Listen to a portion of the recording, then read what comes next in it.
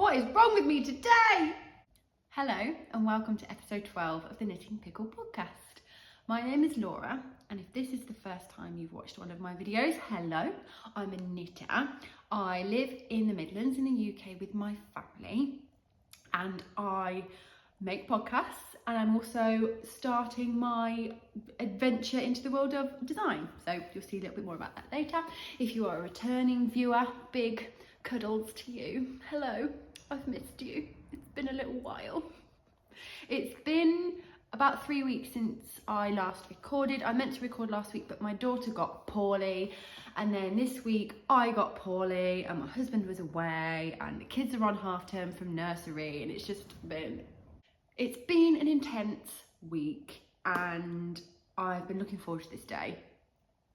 Just a little bit of podcast admin before we get going, and I'm squinting in the sunlight. It's a cloudy day today, so there's going to be brightness, there's going to be darkness, it's going to be a little bit and I have also got a slightly new setup. There was some feedback on the last episode that it was quite echoey, and I don't know why it was particularly echoey last week because I filmed in here before. But my living room has got a vaulted ceiling and lots of flat walls and not a huge amount of furniture because we've recently renovated. So it's echoey in here, and I can't do much about the echo, but I can try and make the sound quality a bit better from the raw footage. So I bought myself a mic, and I keep looking over there because I've got a microphone. It's an external one to my phone, which I film on, so I'm able to have it a lot closer to me, so like closer to the sound. It's also got one of those like little fluffy guys on it, and so hopefully that will like absorb some of the echo. I don't think I'll be able to get rid of all of it unless I potentially have like a little clip-on mic, or if I film in another room. But I thought I would try this first because I like this setup. I'm comfortable, I'm cozy, I feel relaxed here. I just feel like I'm sat on the sofa chatting to a friend, and that's a good thing. So hopefully the sound quality is better. You know, it was always kind of my plan to like upgrade my equipment as I did more and more episodes, if it was worth it kind of thing. And you know, you guys are totally worth it. I have a new mug, and it says, "She believed she could, but then she couldn't be asked." And I thought it was very, very, very fitting because I am the queen of procrastinating. I'm going to talk a little bit more about that at the end. Going to have a little bit of like knitting / live chat type thing after all the knitting goodness. So let's crack on, shall we? What am I wearing? You may recognise this if you've seen episode 1 and maybe episode 2 or 3, I'm not sure, but yes, I talked about this right at the beginning. This is my Cedar Lane sweater, and it's something I designed in April this year. And I've got this version, and I've started working on another one, but it's been resting on the needles for so long that I can't remember where I am, what I'm doing, or what the pattern is, or anything like that. So I think if I am to come back to this design and work it into an actual pattern, I'm probably just going to have to start from scratch. But that's probably a good thing, because since I made this, I have learned so much about design and sweater construction and raglan construction. I don't really have too many raglans in my life, but as you'll see from one of my projects, we're changing that. So I think I might come back to this one day. It's knit in Álafosslopi by Istex. It's 100% Icelandic wool, very, very rustic, which I love. I think I've washed it twice and I can quite comfortably wear it on my skin. I've got a t-shirt underneath, but it's on my arms and it's on my neck, and it doesn't bother me at all. I'll do a little cutaway for you, but as you can see, it's a raglan and it's got colour blocking, and the hem at the bottom is split. I designed this to wear when you want to go for a walk in the spring or the autumn. It's not quite cold enough for a coat, but you still need a layer. So I split the hem because obviously, like when you're walking like that, I didn't want anything that was like hugging my hips. So that's a little bit about what I'm wearing, and maybe I'll visit it again soon. I've got quite a lot going on at the moment and a lot of ideas and a lot of things I want to work on. So I think if I ever get to a point where I haven't got any ideas that are exciting me or inspiring me, then maybe I'll come back to this. But anyway, let's crack on. I've got a few things to show you today. Even though it's been a little bit longer since I filmed an episode, I've been somewhat monogamous in my knitting. There's one thing that I've been working on a lot, and there are some other things that I've been working on in between, and there is something that might be new to some of you. I did do a little community post about it. This is something that I've started and finished since my last episode. In fact, I cast it on the day that I filmed the last episode, and it's something that I'm so excited about. So I'm going to talk about that first because it's my only finished object. Though there are technically 1, 2, 3, 4 of them, and I've done a few others that I haven't got here. So anyway, let's crack on. If you follow me over on Instagram, you will know that I am in the process of creating a winter... Oh my gosh, that's bright.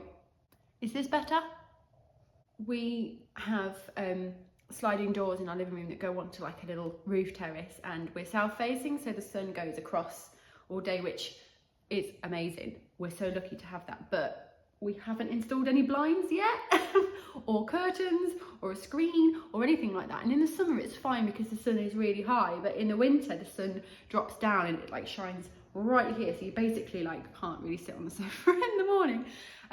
But it's cloudy today, so I think I just need to wait for the sun to go behind a cloud.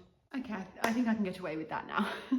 If you have been following me on Instagram, you will know that I've been working on a collection of winter accessories.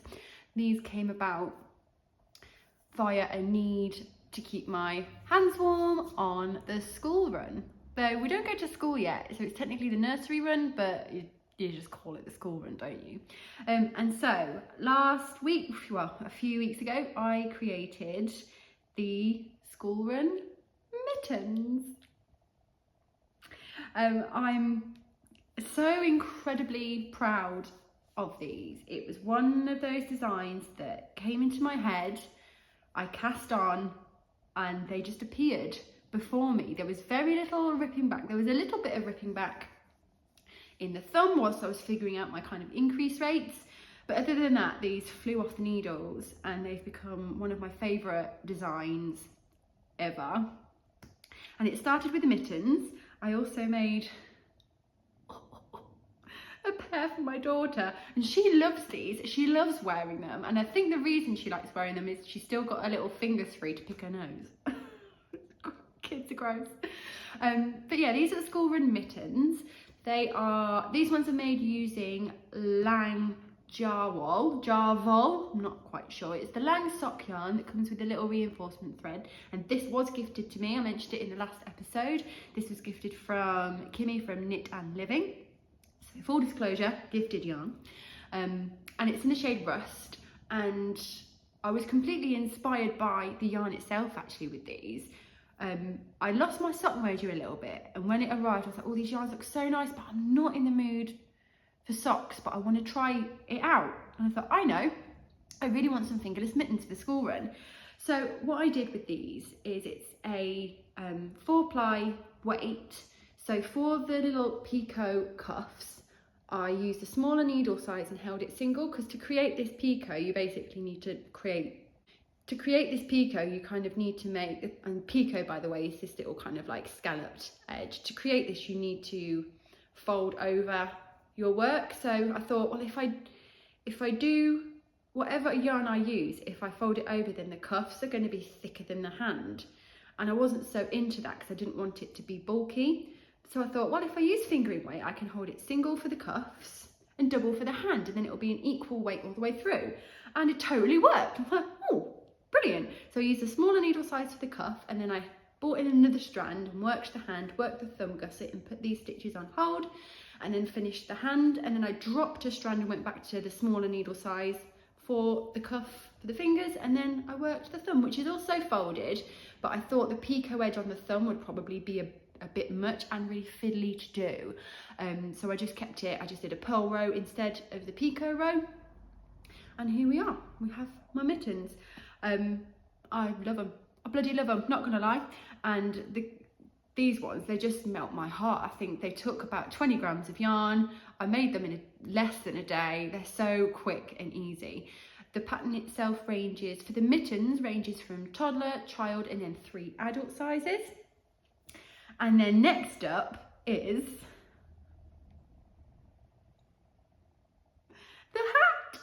This is the school run hat, and this came quickly after the mittens, and I wanted to make something that both parent and child could wear, like the whole mummy and me kind of thing, but I wanted them to be different enough so it wasn't too like cutesy.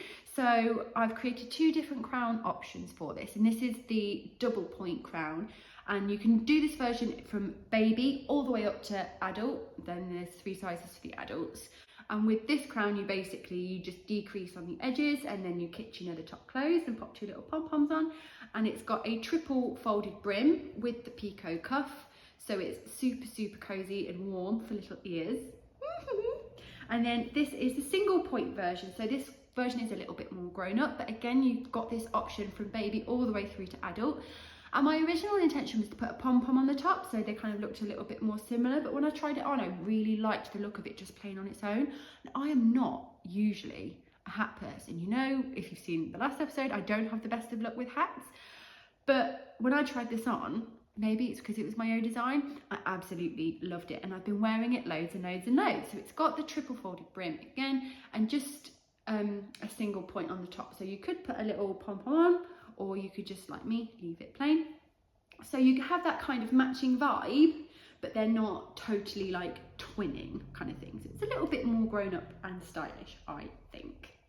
I did a test call for these over on my Instagram last week, and it's quite a short one because I really want to get this pattern out there and ready for when it gets really cold. I also think, well, I know because I've had a lot of feedback from my testers, that these would make really brilliant Christmas presents because they're really quick. And if you didn't want to do the picot edge, if you wanted something a little bit more masculine perhaps, you could just omit the picot row and have a roll, and you basically got like a classic fit beanie basically. So I wanted these to be ready in case people wanted to make them for Christmas presents. And the test is going really well. My testers have been so good. Like I said, like full disclosure, this is a short one. This is 2 weeks. You need to be quick, and if you don't think you can make that deadline, then this test knit isn't for you. And they've been amazing. We had a mitten by the end of the first day, and now we've got like mittens and baby hats and adult hats, and I've had so many pictures and so much feedback, and it's blown my mind just how efficient and wonderful my testers have been. And I'll put in some photos of their versions because it's also been so good to see it in different colours and different yarns. We've had some mohair and we've had some variegated, and it's just been an absolute joy, this test knit to do. I've loved every single moment of it, and I cannot wait to get this to you. The final patterns have gone to my editor, back to my tech editor this morning, and she's doing the final look over, the final check, so that over this weekend I can get them into their final kind of design format. When I send the pattern out to my testers, it's like in a really basic form. It's just text and a few pictures, because it goes through a lot of changes, it goes through a lot of editing, and then I put it into Adobe InDesign, which is like a bit more like a fancy program, and it becomes its like final beautiful design laid out hyperlinks thing. But to edit like little fiddly bits in that program is like, I can't do that. So you get the basic pattern if you're a tester, and then the final pattern looks quite different once it's been approved by my tech editor. My tech editor, by the way, I've mentioned her before. It's the lovely Ode from Bubbles and Berries. She has a podcast. She does embroidery and makes stunning project bags as well. And she's also a fantastic tech editor. She's been so helpful and she's been so quick. I feel like really supported by her, and like I feel like we've worked on it together, and I really like that feeling. This has definitely been a group project for me and my testers and for Ode, so thank you so much. I've already thanked you in person, but yeah, there's I wasn't sure if I was going to talk about this or not, but I feel like it's likely that it will come up, so I should probably just mention it now. Last night it was brought to my attention by a few people actually that there is another designer who's quite a bit more prolific than me, who has just done a test call for a very similar hat pattern. It's got the folded picot wedge and the single point decrease, though there are differences. Her decrease method is different and her brim is slightly like wider than mine. And when I saw it, I just kind of, it was quite emotional. And bearing in mind that I was really, really tired when I found out. And obviously at first I thought, oh God, I've been copied. Like, oh my God. And I instantly freaked out because I do not do confrontation whatsoever. So I freaked out a little bit. But then like I stopped and sat down. I looked at the other design and you can clearly see that we have both come to like a similar design decision. She has got her own collection of things that involve a picot edge. Now, I didn't invent the picot edge, didn't invent the hat, neither did she. But we've clearly both kind of come to a natural conclusion with our designs. So there's absolutely no chance of plagiarism here. And that's another thing that worried me. I was like, what if, you know, someone who sees her pattern sees mine and thinks I've copied, you know, I've worked really, really hard on this, and the thought of somebody, you know, taking that away from me was really, really upsetting at the time. And it kind of made me realise just how much this means to me. But I went on Instagram and I asked for some advice, and loads of people said, like, you know, don't worry, don't stress out about it. If you're worried about it, just speak to her, just send her a message. So I did. And I was really nervous that she might take it like in the wrong way or anything like that. But oh my God, I was so lucky. She's lovely, and we had a little chat and we agreed that there's space in the knitting world for both our designs. Clearly no one's copied from each other. We're going to support each other and have each other's backs, so that if there is any kind of like, oh, you copied you kind of thing going on, we could be like, no, we're fine. We're sorted. She's got a very different audience to me. She's from a different country. Her patterns are in another language, and I think it's going to be absolutely fine. But it did kind of shake me a little bit last night. I've slept on it now though, and I'm feeling good, and I'm excited to get this ready to go so that you guys can enjoy making the pattern. It's going to be hopefully released next week. The test doesn't technically come to an end until next weekend. But because my testers have been so efficient and my tech editor has been so efficient, there's a chance we can get it out before then, which would be lovely.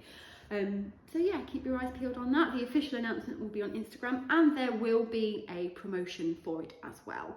So yeah, there you go. That's the school run series. I'm not going to put it on because I've got my little fountain hairdo. I call it my Ariana Grande hairdo. I know it's not quite the same level, so I won't put it on, but I will put in some pictures. I may have already put in some pictures of me wearing it because I really like it. I haven't got any pictures of anyone wearing this because this is the baby size and it's tiny, and I don't know any babies yet, but I do have a friend that's just told me she's pregnant, and she's got a little older daughter as well, so I might make a toddler version and this can be a Christmas present. So we'll see. So that's my main finished object. Yes, the rest are whips. One of which you've seen, two of which you haven't, one of which I'm going to save till the end because I've got some talking to do about it. First up, whilst we are on the subject of my own design, something that you guys have seen before, but I've made quite a lot of progress since I last showed it to you. This is my little Sparks, my size. I worked on this quite a lot whilst I was poorly because I didn't have like the mental capacity to work on anything that involved thinking, but I also like kind of needed like a distraction and something to keep me to get me through the day basically. So I finished the second sleeve because it's just stuck in it with the occasional decrease, and I've been working on the body. I'm about halfway down the body now. The plan is for it to be full length, not cropped, but obviously, you know, you can do whatever length you like, but for this version I'd quite like it to be full length. I've got a pair of white jeans that I intend to wear it with that are kind of high up but not like fully high-waisted, so I need to have enough to like tuck into the front, do a little French tuck. But I'm really, really excited to make some progress with this one now. Since I filmed last, I think it's been since then, the children's version, which I don't have with me, but I'll pop a little picture. It's the red version. The children's version has come back. It's had its final edit now. And it was definitely my first kind of major tech editing experience. I'd had Ord look over my sock pattern just after testing before. And obviously she's been helping me with the accessories, but the tech editing process for this one, for the kids version, was like, it was a bit of a like, ooh, culture shock. reality check, that's the one. And I think one of the things that I felt most nervous about when it came to designing my own patterns was showing it to other people, whether that be a tech editor or my testers. What if it's full of mistakes? What if it's really, really wrong? Oh my gosh. And the part that lives in me that is like self-deprecating and confident, and if you've seen my episodes before, you might know a little bit about my history, but I've struggled with mental health all my life, mainly with body image and kind of security, like insecurity, and like how I feel about myself and all that kind of thing. And I've done a lot of work to move past that now, but it is still in there sometimes. So it's kind of like that. It's making myself vulnerable and saying, look, I've done this thing, what do you think? And if I keep it to myself and don't show it to anyone, then no one's going to tell me that it's wrong. But if I put it out there, then that gives people the opportunity to, critique it. And I was so worried about that. And when the first edit of the Little Sparks mini came back, it was like red pen, this, that, and the first one was like, oh my god, it's all wrong. But then I thought, oh, hang on a minute. If I go through this editing process, it's going to make it better. And it applies as well to test knitting. Like, it's terrifying putting your design out there for people to knit because, oh god, what if it's wrong? And the reality is, this is why we test.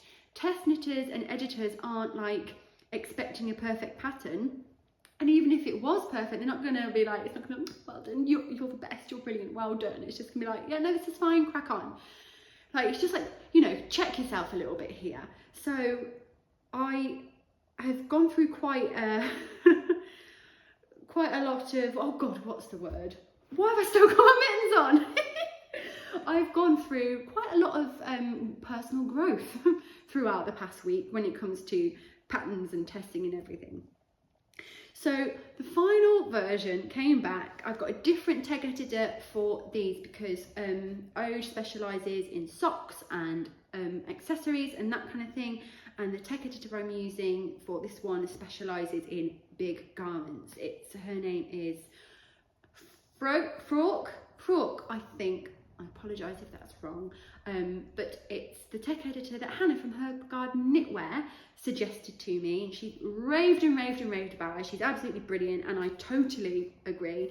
She gives it to me straight, but she's also so helpful, and I have learned so much. It's been a really eye-opening experience to have my patterns professionally tech edited, and it's been amazing. And every time the new patterns that I've written since going through the professional tech editing process have been so much better, because now I know what industry standard is for like measurements. I know that the abbreviations are industry standard in alphabetical order, which I didn't know, and that's not because I'm a bad designer or I'm wrong. I just wasn't aware yet. That's what tech editors are for. So that was a massive tangent, but yeah, this is my Little Sparks. The test call for the kids version is going to be in November. I'm not entirely sure when yet. It kind of depends what happens with what else I've got going on at the moment, but the test call will be in November, due to be released in January, maybe the end of December. I'm not too sure. I don't really know how Christmas impacts like pattern sales. I'm not really sure. Like, I don't know, do people buy patterns over Christmas at all? I'm not sure. Either way, I'm not going to be able to get it out before Christmas anyway, but that's the aim. Test call in November, which will be on my Instagram, to be released end of December, maybe January. And then for this one, the test call will be in December, because I don't want to overload myself. I don't want to overwhelm myself. That's something else that's gone on this week. Like, I've had a lot going on. Like, I feel like I've had a lot going on my phone. Like, I'm part of loads of different groups. I've got a couple of test knits. I've got literally 3 test knits on the go at the moment, and it's been quite overwhelming. So I want to make sure that I'm looking after myself when it comes to this. If I could have test knits for every single design I've got in my brain all on the go at once, wicked, and I'm in awe of people who can do that. Sophie from the Knit Pearl Girl, I remember speaking to her in January, and she had like 3 test knits on the go, and I was like, how do you do it and like study and like be like functioning in life? Don't get it. But then she just said spreadsheets, so I need to learn how to use spreadsheets. So yeah, that's what's going to happen. It's going to be quite a long test for this one, I think, just because it's 4mm needles, it's DK weight, but also it's got quite a lot of techniques in it. So I want my testers to have plenty of time. So hopefully this will be set to be released maybe February. I'm not too sure. We'll see. Anyway, oh my gosh, major rambly tangents today. Though I always, I just put that on top of my coffee. We're all good. It's fine. It's fine. I feel like I ramble every single time I record, but then I seem to manage to just, you know, be all right. The sun's come out again. I'm getting a bit warm in my Lopi now. My next whip is something super, super excited and something I am honoured to be working on. But first of all, it's in a project bag. I know, right? And to be fair, it's a bit big for this project bag now. This is intended for like socks and things, but this project's currently small enough to fit inside, but I think it's probably time to upgrade to a bigger bag soon.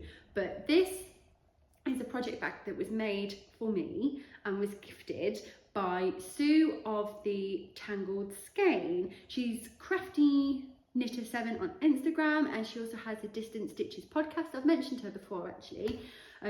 But she used to have, I think it's an Etsy shop or an online shop called the Tangled Skein ages ago, where she made project bags and sold them, but she closed it for a little while. But she has reopened it. So she has sent one to me, and well, she actually sent me 2, one for me to have and one for you guys. And she said, you know, choose whichever one you want. And when I saw this, it was like, oh, it's giving me like major lumberjack autumn vibes, and I was like, mine. So thank you so much, Sue, for sending this. This isn't the only thing, of course. She's also sent another project bag, which is going to be for you guys, and I'm going to chat about a giveaway coming soon. So it's the same, it's boxed bottomed. This one doesn't have poppers in, so it's just like an open one, and you can like fold it down. So really good for socks, or maybe having a couple of balls in if you're doing colour work. This one does have poppers in, so you can just close it. But quite honestly, I tend to just have them open anyway. But she's also sent these guys, which it was funny. It's one of those universe moments. I saw the Obsessive Knitter had these, and I was like, those are really, really handy for when I like do colour work with cakes.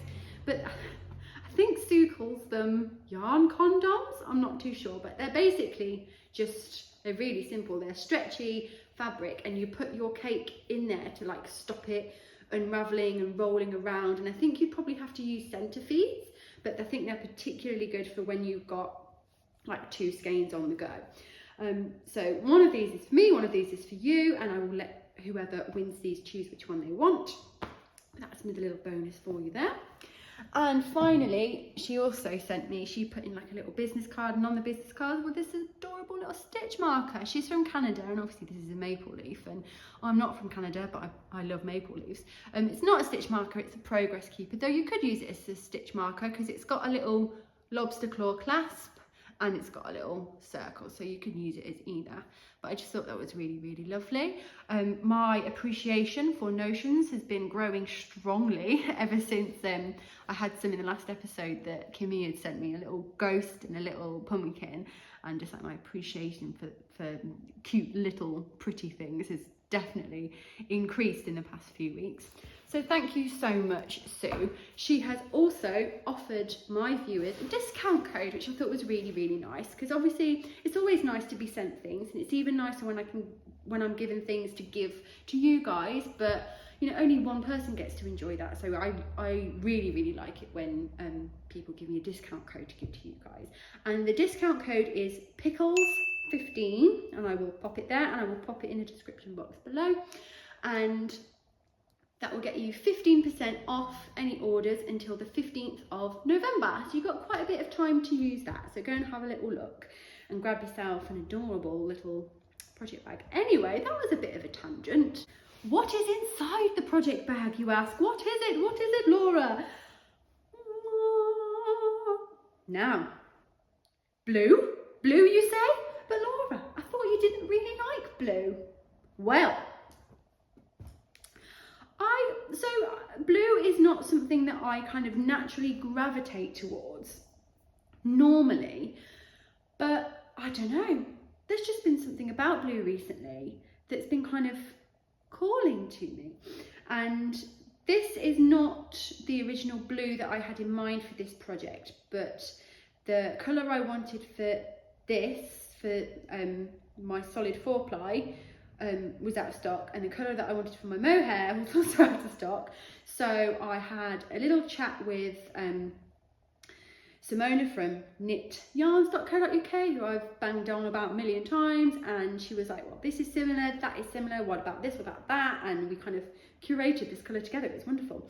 This is it's going to be difficult for me to show you because I haven't got it on a very long cable, but this is, you may recognise it, this is the first sweater by Lizzie of Hive Knits. I've spoken about her before. She's got a wonderful podcast. We've been Instagram buddies for over a year now, and she's just a lovely human being, and she's been talking in her podcast about, this is her very first design, which blows my mind because it's so good. It's insanely good.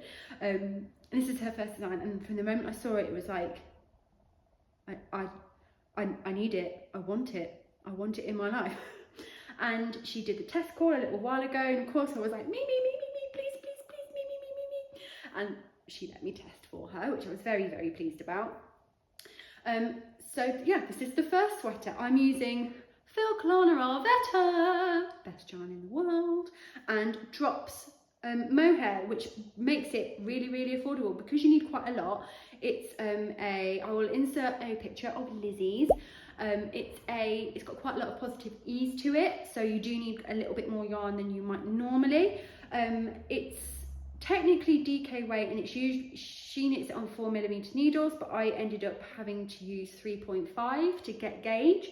So this is the smallest gauge sweater I've ever made, and honestly I was a little bit intimidated by it at first, but the fabric that I'm creating is just so gorgeous and luxurious that it's worth every single minute that it will take me.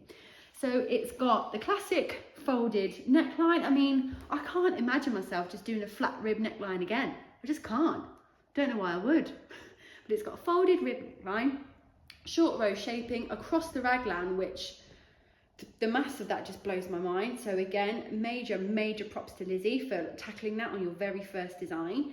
And it's got half fisherman rib sleeves, and obviously you can't really see much from this yet because I'm only about halfway down the yoke, but they are like a balloon, poofy, drapey, stretchy, just amazingness sleeve, and then this really like floaty plain stockinette top. I don't think it's cropped, but it's not like super long either, and it's just gorgeous.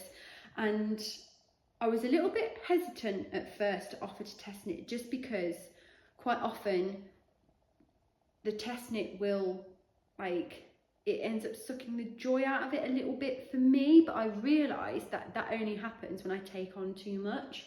If I take on a test knit when I've got a load of other things going on, it just adds to like the oh, I've got so much going on feeling. Whereas if I take on a test knit when my whips are reasonably clear, it's a lot more enjoyable for me.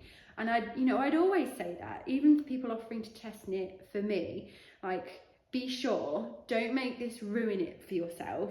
Only take this on if you are like really excited about this project and you're looking like you want to work on it.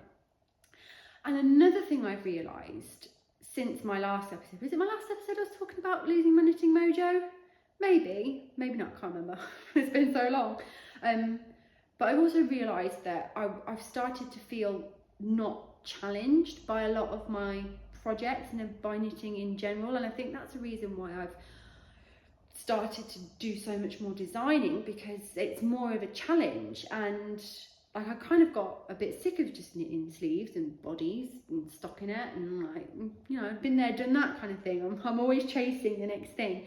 So I thought if I'm going to take on a test knit, it needs to be something that's going to really pique my interest, and this one ticks so many boxes. First of all, it's in a gauge and a weight that I've not knit a jumper in before, so I don't have anything like this in my wardrobe. And second of all, it's got a stitch that I've never done before. It's brand new to me, I know nothing about it, so it's an opportunity to learn. And I have enjoyed every single stitch. Half fisherman's rib is basically you knit one, purl one across one row, and then you knit one in the stitch below, and then purl one across the next row.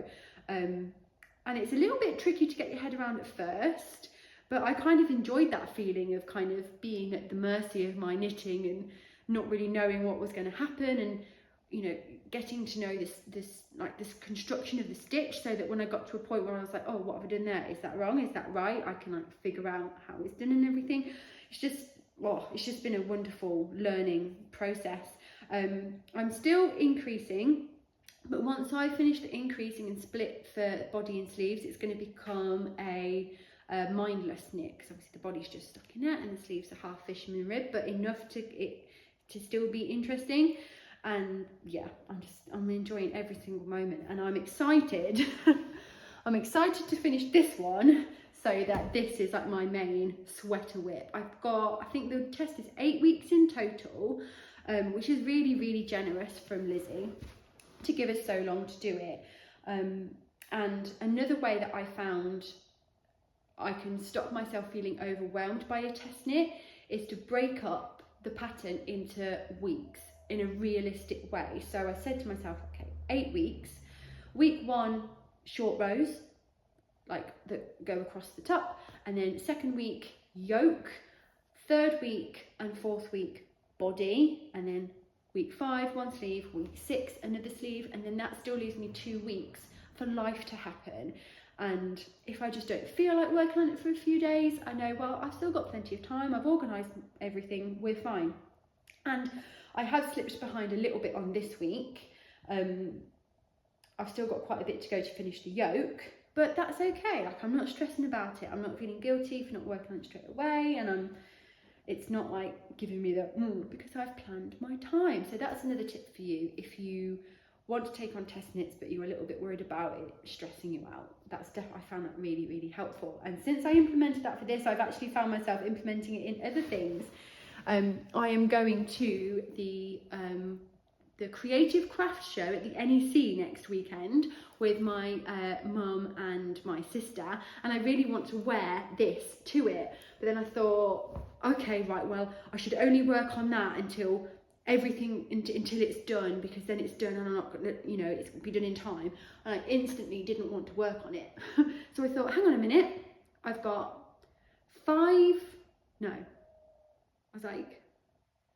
10 inches of body to go and 7 days.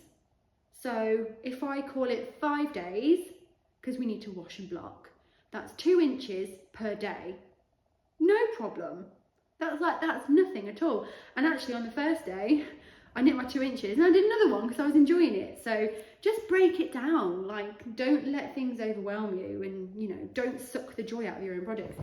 Oh my gosh, tangent again. So yeah, this is my first sweater by Lizzie from Hive Knits. I'm really enjoying it, and I'm really excited to see this. Oh, I've got something new.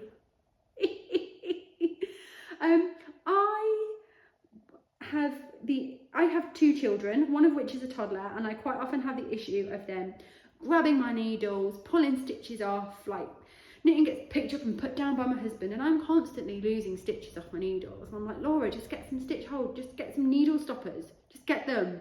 Why haven't you got them? So I went onto Amazon and just Googled and just searched, you know, stitch, just thinking you could get like the little like rubbery things that go on the end. And I found these guys. They make me laugh every time I see them. Oh, high five. They make me so happy. Obviously I haven't helped myself because for my children it's like a moth to a flame and they're like, Penny does it, she picks them and she goes, oh, high five. But they came in a pack. There's pink ones, purple ones and orange ones, and it's not just these little hands, there's like a little peace sign hand and there's a little fist, so I can also do a little fist bump. But yeah, this is my little needle stoppers. That made me so happy. Anyway, moving on. I'm not gonna chuck it across the room. I'm gonna pop it back in here, and then we've got one more whip to go. And my gosh, it's a doozy. Now, I don't think it was the last episode that I was talking about my knitting mojo, or was it? No, it wasn't the last episode. I think it was the one before. And one of the things that I was doing to try and get my knitting mojo back was I bought yarn for the West Knits Shawlography mystery knit along. But Laura, you hate knitting shawls. Why do people wear shawls? You just don't get it. Why would you do that? I don't really know what forced me to make the decision, but I am glad that I did. Now, first of all, you might be also working on the Stephen West MCAL, in which case this is your official spoiler alert. I have finished the first 3 clues, and actually as I'm recording this, the 4th clue just got released and I had to use every fibre of my being not to look at it. But I'm about to show you the first 3 clues, so if you're still taking part in the CAL and you don't want any spoilers, then pause this video, and in the description box below will be timestamps, and you'll be able to see the next section of this will be Knitty Chat, so click Knitty Chat and you'll skip this whole section. And secondly, you might be a person that's thinking, oh God, here we go again, MCAL again, I've seen this a million times, I'm sick of this. So you may not want to watch this section, it's up to you. However, I am a little bit different because it's me. I am not a shawl knitter. I've never been particularly drawn to Stephen West designs, and I've come to realise that that's mainly because of his colour choices. They're just not my cup of tea at all. However, I've seen some insane colour combinations for this shawl particularly, and you're about to get the perspective of someone who isn't a hardcore West Knits fan, who isn't a big shawl knitter, so my opinion might be quite different to the opinions that you've already heard. So let's crack on with it. I'm going to show it to you. It's sat over there. So exciting. I've put it onto some flexible stitch markers to show you, and again, full transparency, these were gifted by Knit and Living, and I talked about them in my last episode. Here, oh my gosh, it's not finished yet and it still feels huge to me. This is my Shawlography. I mean, what? It's freaking insane. I mean, it was gonna be, it's Stephen West. So let's start at the very beginning. A very good place to start.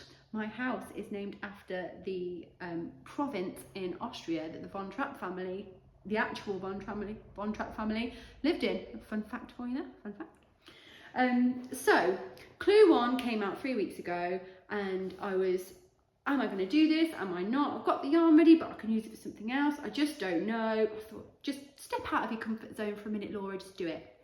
And I cast on clue 1, and I was instantly hooked. Oh my gosh, it's so satisfying working on something that you don't know what it's going to be. And I know that that would put a lot of people off, like why would I want to put time and effort into something that I might not like? Totally get that.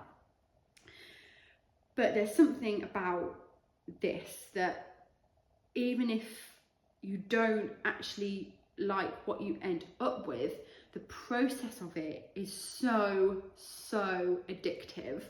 So I cast on clue 1, and clue 1 is this first section of wedges. You can't really see because it's not blocked yet, they bunch up, but you can see there are different colours between in the different sections. And then you had this kind of, this was all made with slipped stitches, and then you had the loops. Yes, that was the end of section 1. And when I saw all these I-cord loops, it was just like, what the hell is going on? What is this? It was like, oh my God. And this was the first time I was like, I don't think I like this. This is weird. Why would you do this? But the whole idea of Shawlography is that it's about dance. It's about playing with texture and colour and movement. And now I've worked a bit more of the shawl, like I can totally see how those loops fit in. I think they're amazing. The one thing about Clue 1 that I wasn't so keen on is the nipple. This to me just gives me nipple vibes, and I'm hoping it will be different once it's blocked and we still don't know what's to come next, but I do kind of wish that I mean, it's a good job I didn't do pink, but maybe if this had been yellow, then it might have been a bit less nipply. So then we went on to Clue 2, which is these this is slip stitch and different colours. These, they're called welts, I think.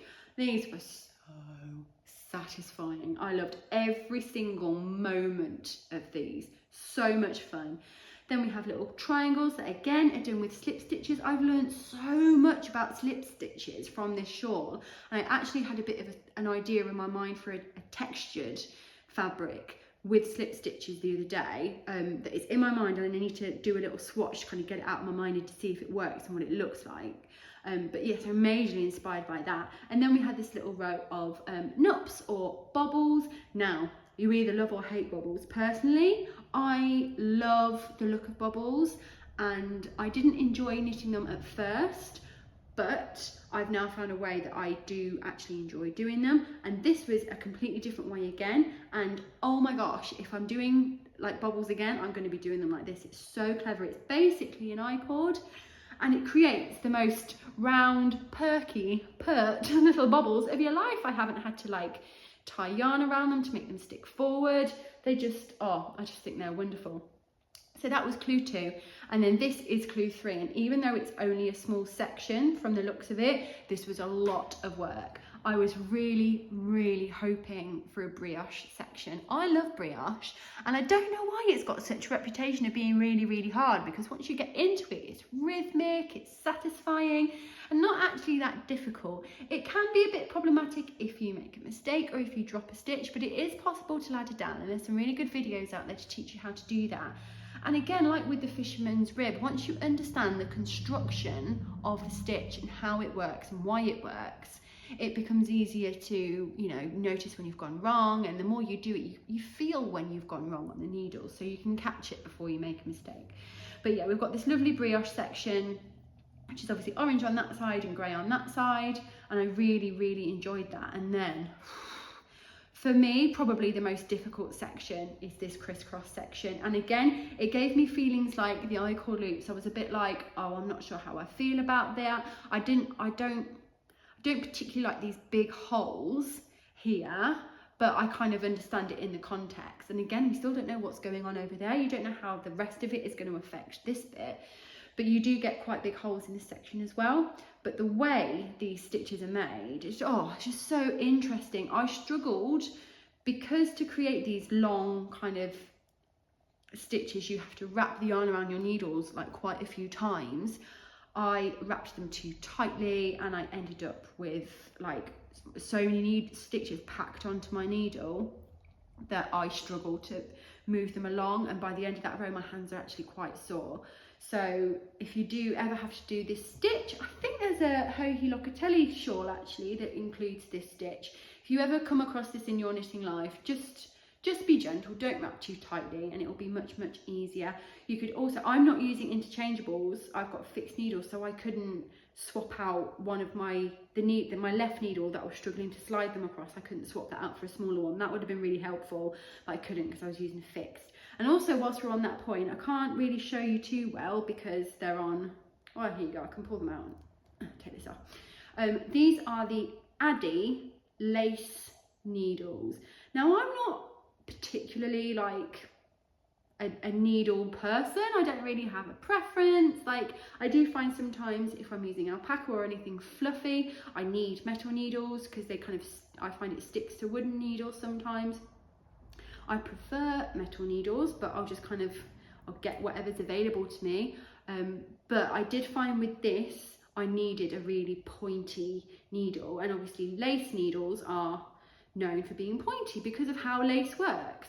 I was just using some random standard ones I had, and it was really difficult to get my needle into some of the stitches. And the video tutorial that comes with each clue, it's so good because within it, Stephen describes how you can do it if you don't have pointy needles, which is brilliant because not everybody has access to the right kind of needle. Not everyone can afford to then go and buy the right kind of needle. So I think it's really, really brilliant that he's so thorough in the way he explains things and kind of thinks about what it's like for a knitter and what it's like for someone who might be new to something. Something I've realised with designing is that it's really difficult to describe a technique that you're so used to doing to a beginner, because it's hard to get into that mind frame. And that's another great thing about testing. There are a few times when people are like, I don't quite understand this could be clearer, and I'm like, brilliant, thank you, I can change my pattern so that it's more accessible to everyone. But I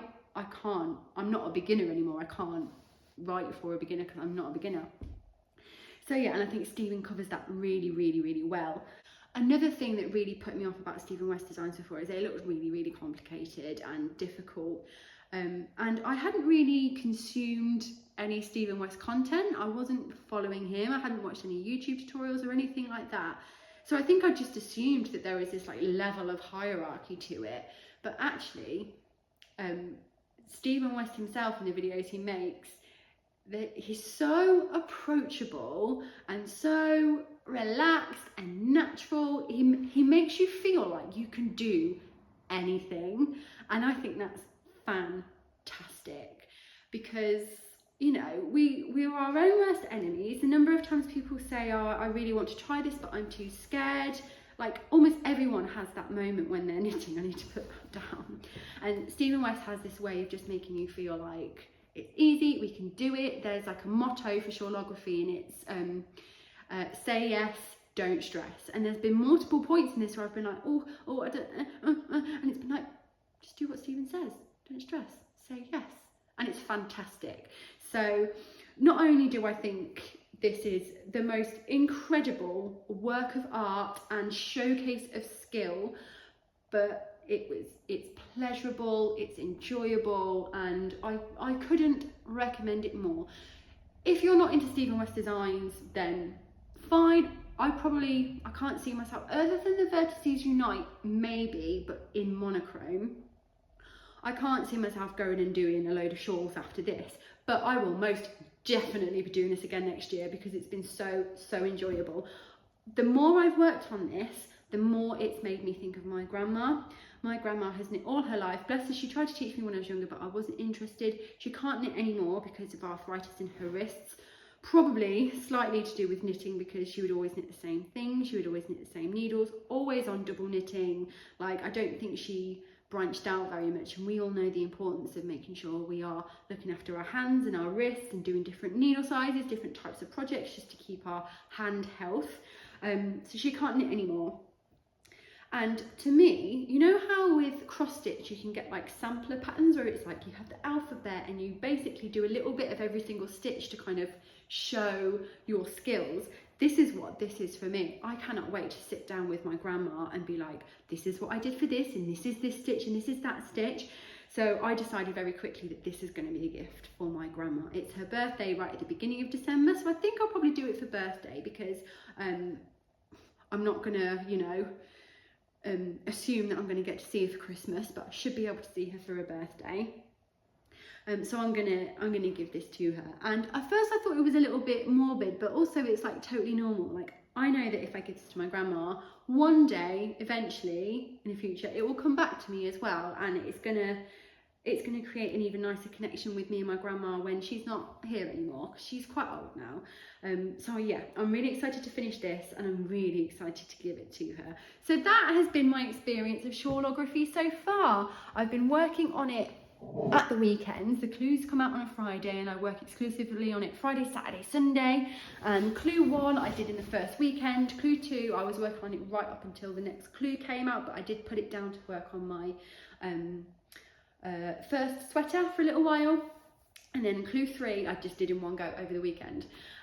I realised during clue 1 that I was having the same conversation about Shawlography with about 4 different people. So I created my own little Shawlography group with a few other podcasters. And I'm not going to say who, because you have to find out by watching their podcast, because we've all spoken about it separately.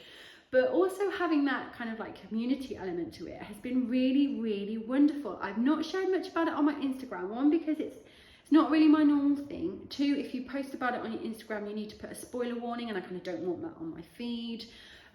Also, I wanted to do enough of it to really form an opinion before I talked about it. But I have then been able to speak to my little podcasty friends about it, and it's been so wonderful. Like every Thursday it's been like, new clue tomorrow, who's ready? And it's been really, really lovely, and it is by no means at all been a race at all.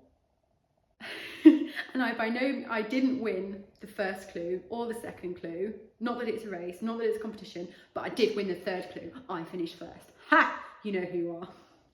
But we're on the last clue now, and I don't really know how much knitting there's going to be, and I'm kind of like, part of me wants to just like relax and enjoy the last clue and just do it as and when I feel like it, but another part of me really wants to finish first.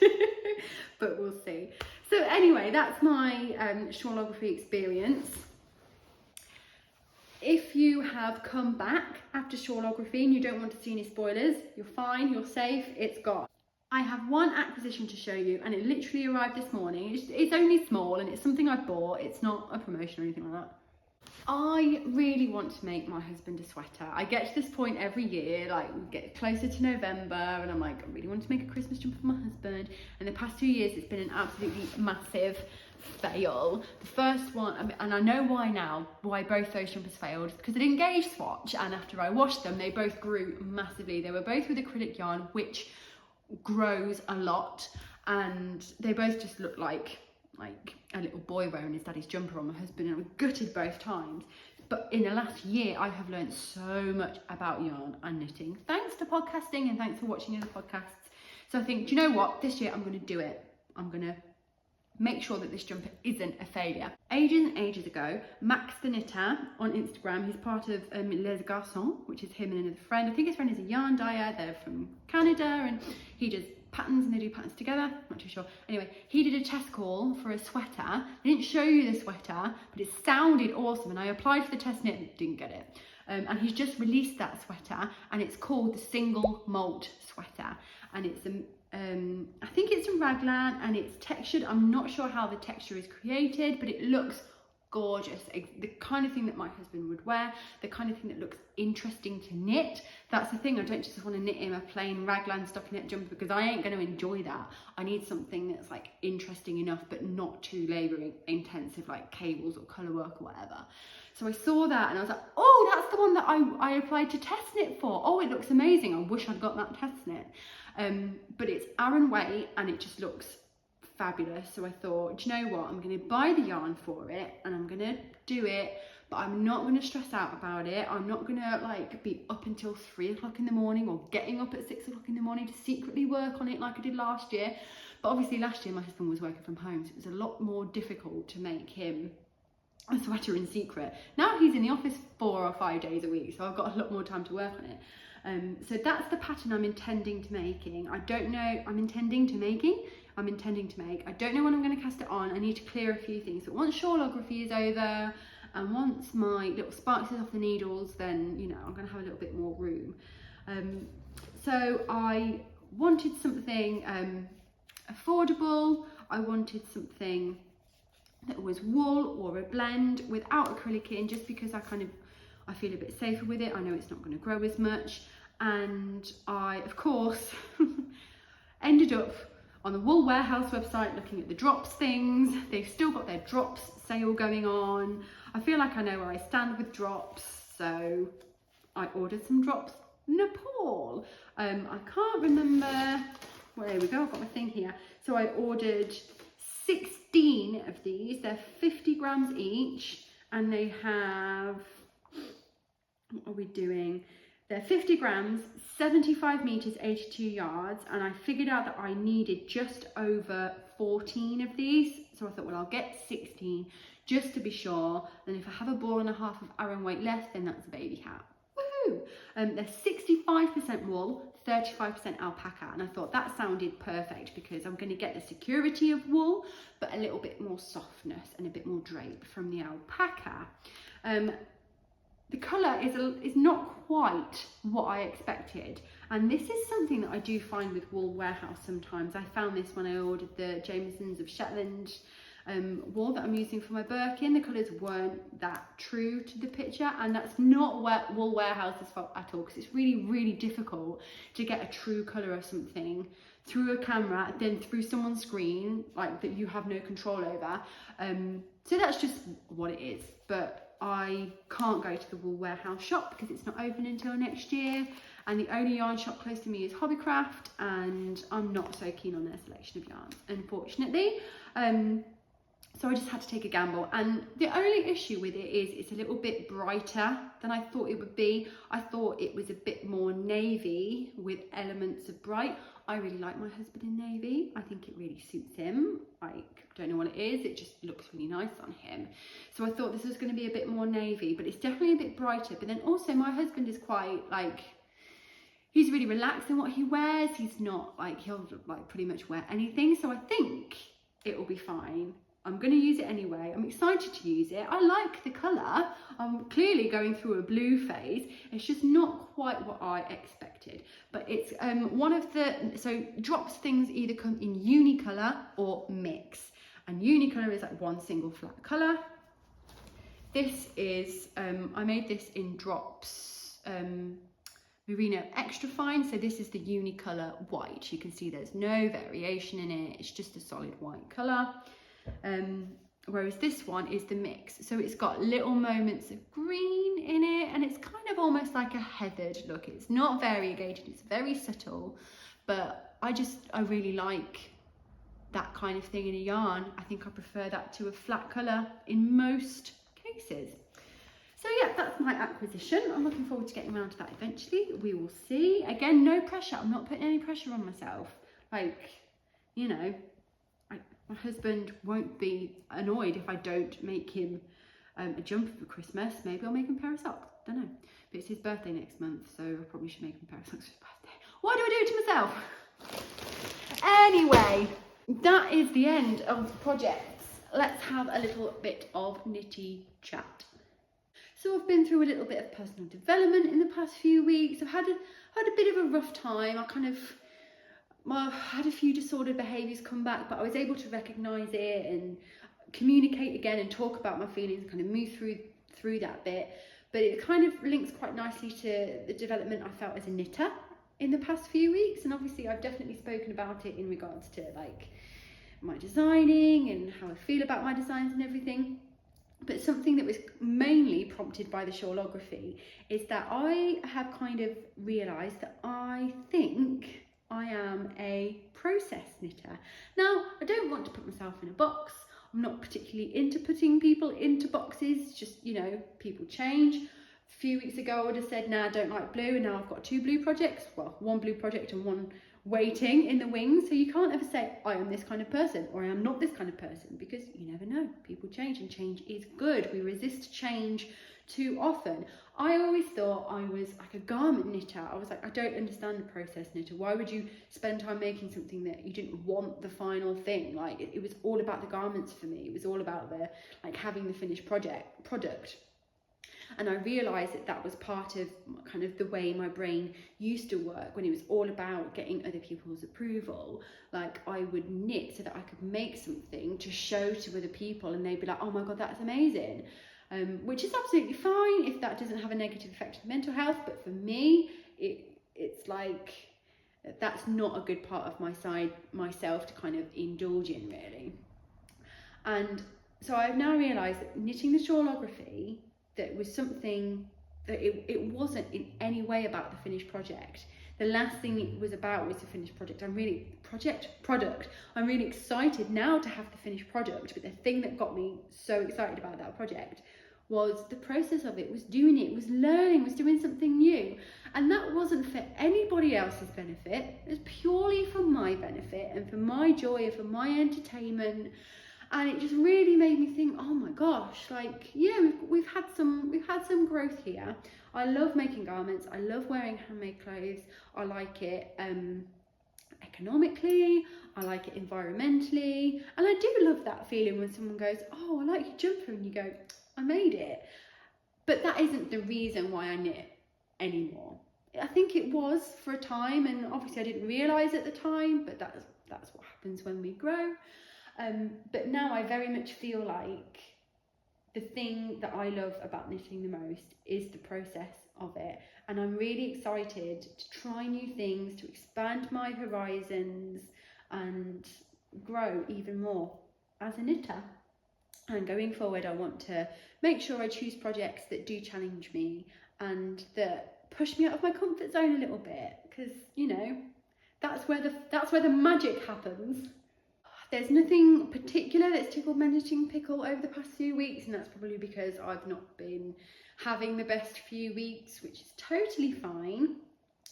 But I'd probably say that maybe it has tickled my knitting pickle, but I've kind of had a bit of a realisation. So lastly, we've got some recommendations. Let me just grab my iPad, so I've got them written down. I have a podcast and I have a designer for you this week. I'm going to start with a podcast. So obviously my test knit has been going for my school run collection for the gloves and the hat. And I was watching the latest episode from Amber of the Lovely Yarn podcast, and she was recommending a podcast. And she said, oh, I've been watching the Creya Bayer podcast. And I was like, I know that name. Hang on a minute. And it turns out that one of my testers is the lovely Rebecca of the Creya Bayer podcast. And she's got a podcast, and I didn't know. I didn't realise when I chose her as a test knitter. She just offered to do a size, and I had a look on her Instagram and I liked her photos.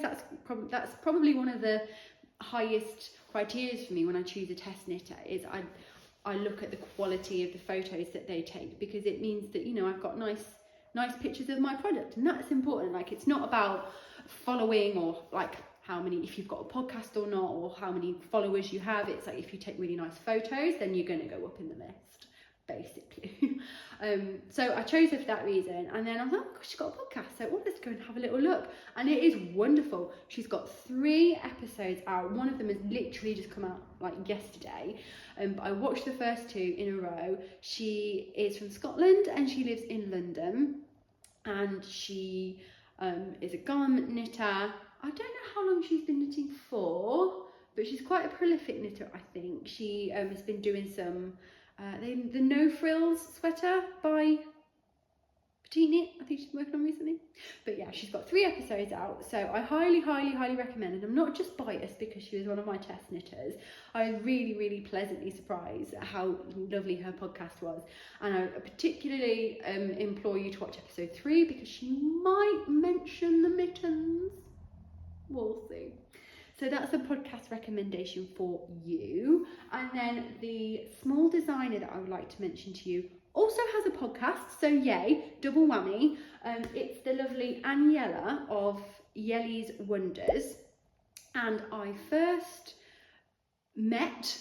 interacted with Aniela because we both did the Erna Beanie test knit for Rust Knitwear, and we got like chatting, and we started chatting separately and like followed each other and stuff. And she's only, I think she's got like maybe 8 designs on Ravelry. She's got a mixture of accessories and garments, and she's got this lovely jumper. It's a peplum. I think it's called like simple peplum or something like that. I can't remember what it's called. Sorry, Aniela. But it's really basic, but it's got this beautiful frill peplum to it from the waist. And the thing she's working on at the moment, and the thing that really drew me to her designs and like prompted me to really look into all of her other designs, is something she's working on at the moment, and it is a sweater, but there's also a top short sleeve version, and it's made with like, obviously I'll pop a little picture, but I'm assuming it's made with increases and decreases, but it's like these fanned wedges that go all the way around, and it creates the most beautiful scalloped hem, and I think it's got an I-cord neckline. Again, ticking every boxes for things I haven't tried before, interesting design features I've not done before, something out of my comfort zone. And it's just, oh, it's stunning. And I can't decide whether I like the long sleeve or the short sleeve version more. She did a test call for it recently and I was really, really tempted to apply, but I knew that the Hive Knits one was coming up and I didn't want to take on too much. So I thought, you know what, I'll let that one slide. But that is most definitely a pattern that I'm really looking forward to knitting. So go and check Anya out. She has some really beautiful things. So I think that naturally brings us to an end today. Well done if you got this far. Leave your favourite emoji in the comments if you watched till the end, so I know that you're one of my people. I hope you enjoyed this episode. I have a feeling of calm that has come over me, and I knew that that would happen. I always have this really lovely feeling of fulfillment after I finish a podcast. I feel like I've, chatted with friends, and obviously I do chat with friends in real life. I've started taking part in a online Zoom knit group. We've only met once so far, but we're meeting again on Sunday. And I had an irrational fear of Zoom calls. I hate talking to people on the phone, even people I know. I hate video calls even more. And obviously it's probably to do with my fear of how I come across and people thinking I'm stupid or saying something wrong, and it's there's nowhere to hide on a Zoom call. But I really, really enjoyed myself. We ended up talking for 4 or 5 hours. So I'm excited for this week, and I'm meeting up with my friend Anna of the lovely Álafosslopi. We're meeting up on Wednesday for a real life knit date I'm looking forward to. So obviously I do have real friends in real life to do this with, but I am able to do it more often through this podcast. So let me know in the comments what has been tickling your knitting pickle. Don't forget to let me know if there's any new small designers that you are really, really enjoying that you think I should know about. And yeah, let me know how you've been. Let's have a little chat. Let me know if anything I've said today about my mental health and my struggles with anxiety and everything like that, if they speak to you and you've had a similar experience and you would like to talk about it or share your story, then please do go ahead, because the more we talk about it, the more normal it is.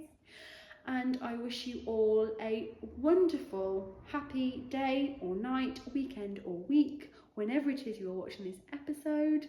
And I will see you next time. Bye.